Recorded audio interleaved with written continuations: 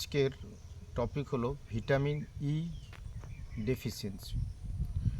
Vitamin E কিন্তু একটা collective name, যেখানে হচ্ছে ভিটামিন ইর সমস্ত রকম যে স্টিরিও আইসোমার হয় তার একটা কালেকটিভ নেম হচ্ছে ভিটামিন ই।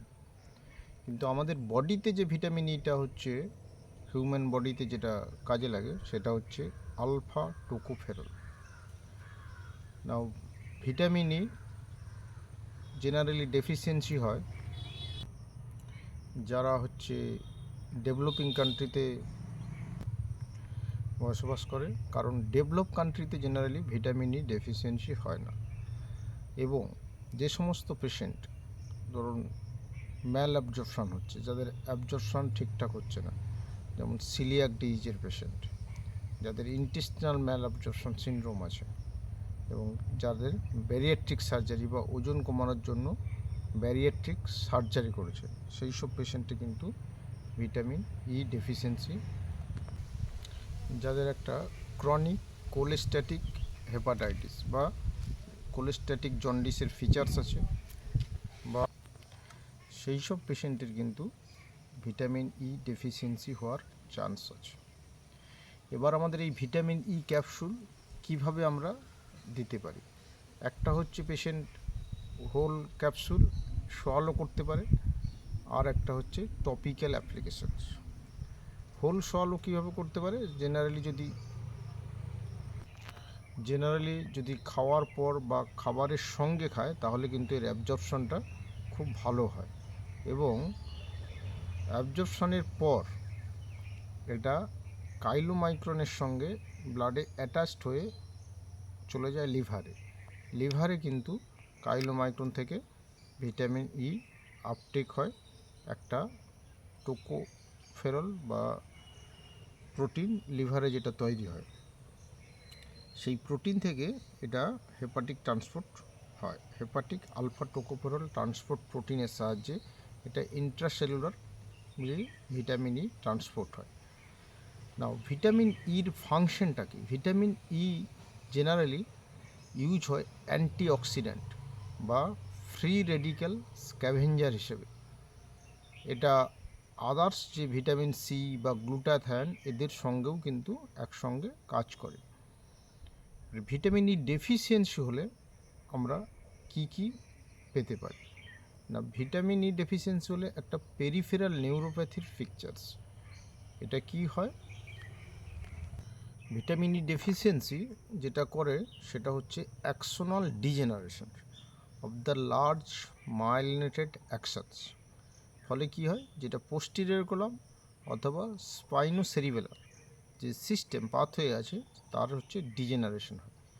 ডিজেনারেশনের পিকচার কীভাবে পেশেন্ট নিয়ে প্রেজেন্ট করে? পেশেন্টের যদি আমরা রিফ্লেক্স দেখি, পেশেন্টের রিফ্লেক্স কিন্তু কমে যায় বা স্লো হয়ে যায়, এবং পেশেন্টের একটা অ্যাটাক্সিক গেট। পেশেন্ট কমপ্লেন করবে যে চলতে চলতে কোনো একদিকে টাল খেয়ে পড়ে যাচ্ছে, অ্যাটাক্সিক গেট হতে পারে।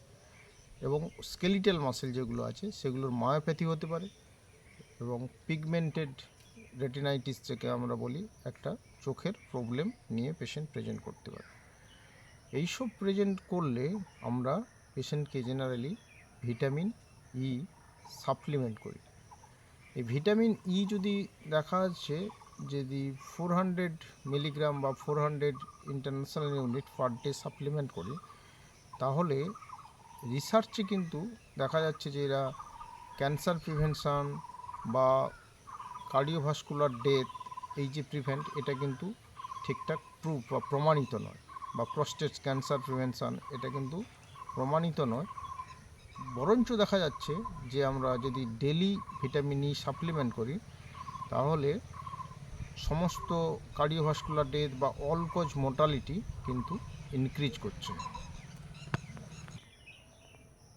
যদি পেশেন্টের ভিটামিন ই ডেফিসিয়েন্সির সিমটম থাকে, যেটা বললাম যে পেরিফেরাল নিউরোপ্যাথির জন্য পেশেন্টের অ্যারেফ্লেক্সিয়া বা চলতে গেলে টলে পড়ে যাচ্ছে, অ্যাটাক্সিক গেট হচ্ছে, অথবা হচ্ছে স্কেলিটাল মাসেল মানে হাত পা দুর্বল হয়ে যাচ্ছে, এবং চোখে দেখতে অসুবিধা হচ্ছে, তাহলে কিন্তু আমাদের ভিটামিন ই 800 থেকে 1200 মিলিগ্রাম আলফা টোকোফেরল, যে সমস্ত পেশেন্টের সিমটোমেটিক ভিটামিন ই ডেফিসিয়েন্সি হবে তাদের ক্ষেত্রে কিন্তু 800 থেকে 1200 milligram of alpha tocopherol per day use করতে হবে।